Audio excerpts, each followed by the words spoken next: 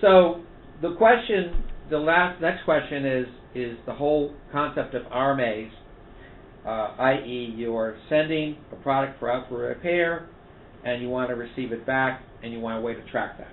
Correct? Okay. So if we start a service ticket, new project, service ticket, and now notice it gave me a different series. Our projects were in the 9,000, and this service ticket is in 100,000. It knows the difference between a service call and a project, and in fact, on a service call, it doesn't require a fixed price. Right. It doesn't have that thing, time and material. Whereas an installation type sale, it would.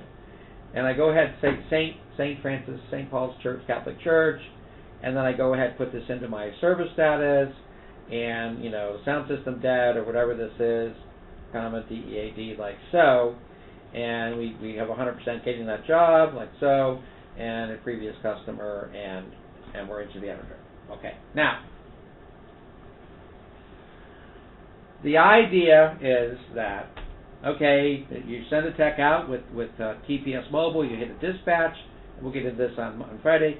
You send a tech out to tech, and they bring back a camera. That thing, correct? Right. Now, if card reader, right? DMP? Sure. You send that back to factory, right? That doesn't really matter. Camera, DMP, doesn't really matter what it is. Right. So what you can do right over here is put a part DMP, 734? Sure. 734, like so. And if it's got a serial number, I can use a U line and put that serial number right there. Serial number, whatever that happens to be. Right? Mm-hmm. Okay. Now, you call DMP up and you say, okay, I'm sending this card reader back for repair. Is that how that goes? Yeah, We'll get on website. On the website. Get up to the website. You set up the RMA. They give you a number. Is that correct? Yes. So what you do is you go ahead and create a purchase order right here. And right there is where you put your RMA number.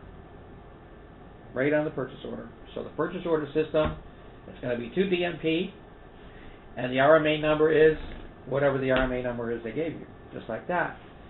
When you hit select,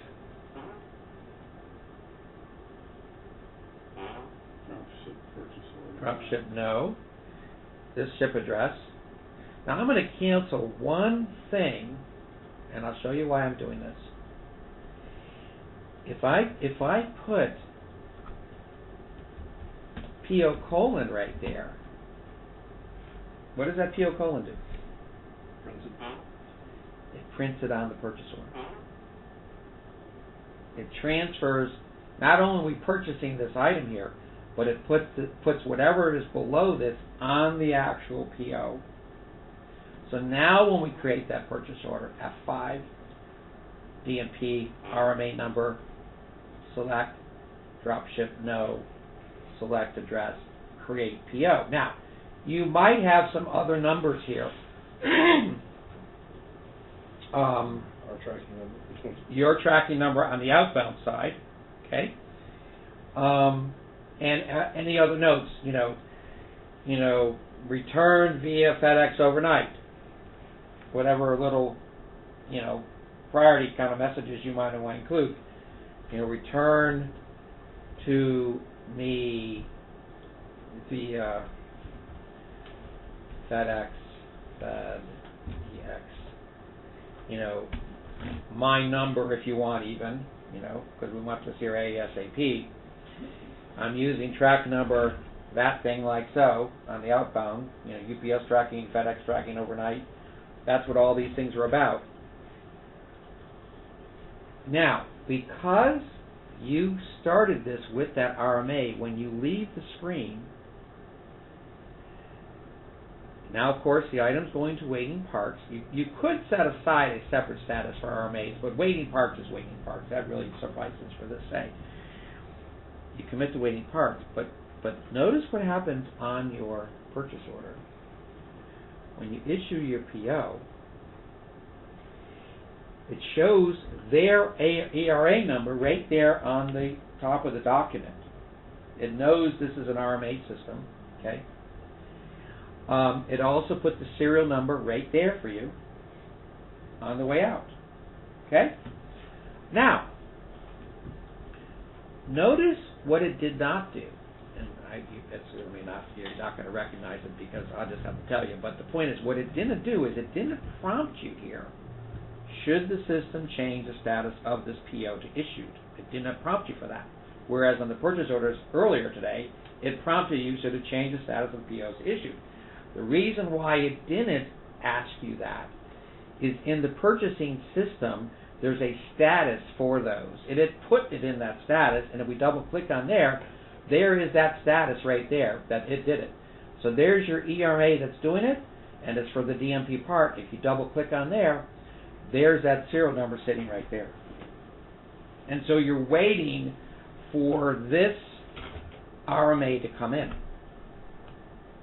So under your purchasing system, you have a status for all your issued ERAs. ERA and RMA the same thing? Yeah, equipment return authorization. Okay. And then some of my guys, they actually move them once it does come in, they put it to a separate status when it's completed. Okay. Now, when it does come in, you have a PO number right here. Now you could find it if they for some reason didn't put the purchase order number where you purchased it. If they didn't put it on the packing list for some reason, you could find the ERA right there, and you say, oh, that's this one that came in, 5942. I can come back over here to this guy, receive PO, 5942, like so, and receive it, okay? And now I say receive complete, like so, okay? And in this case, it's going to send him a message because you're the guy that's handling the whole service ticket anyway, so you don't need the extra message. But the point is, that is your telling the system it came in. And now if we look at this notification here, there's your access control panel that's been received in, right there. And now what you would do, when you come out to this guy, this is a guy that's been allocated, that's come in, just like any other part. Now what you can do is do a dispatch and send this back out to the technician. Right from here. Now we're going to talk about this in detail on Friday morning, but that's where we go next, is send it back to the tech. Okay. What's the W/O stand for then? Work order. Work order. Dispatch work order and show work orders. So if I were to hit this guy, it would show, I don't have any open work orders for that guy right now. Okay. But when I create this out here, I can go ahead and hit dispatch work order and send it out to the technician. Okay, great. Okay? So the point of this tape is the whole ERA system. Now, one more point about that is this. If this were not that DMP 734, if it were an item that's not in our parts list, what do we use there?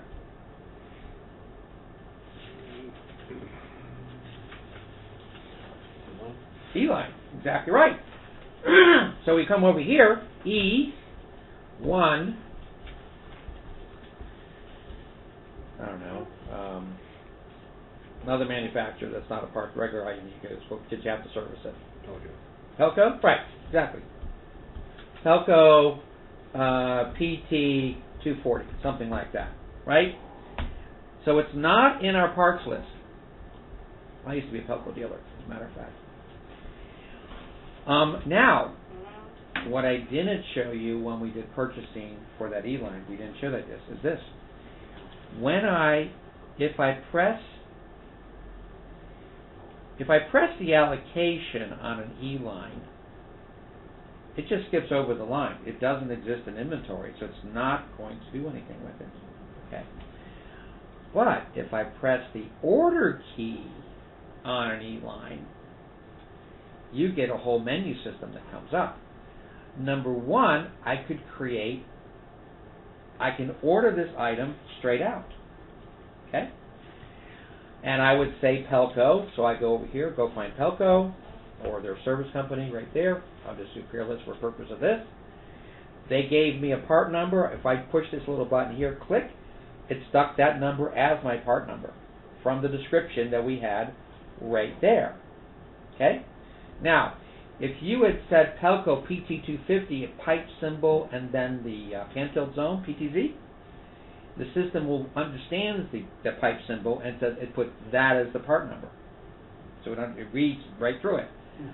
Now, look what you get.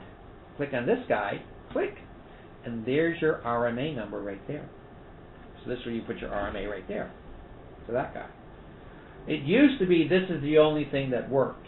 I did not have the part number functionality. I just added the part number functionality maybe a year and a half ago. So this used to be the only way to do an RMA. But then I realized, I said, what's the difference? And I went back and looked through the coding, and I said, oh, this is it. I just fixed this. And I just made it available for regular parts as well as RMA. Nice. So this was and after this, it's just another, it creates the PO just like it did before. It stuck the RMA down there. I mean, it just keeps going right on through. And then it drop ship no, get your purchase order, receive PO, like so, and well, because we chose the vendor, we said Peerless, so it's going to go over there. There's your Peerless issue purchase order like that, and view, and it's going to be an RMA just like it was before. So it does all the steps it used to do, or it did before. Does them right here, puts them into the same status, all that kind of good stuff. So RMAs either on a P line with the RMA field, or on an E line with the RMA field. And there's your answer. Okay? Okay, so that's the stuff and tape I wanted to use, and it's 5:02. We're right on time where we wanted to leave off here. So let me save this tape here. Stop.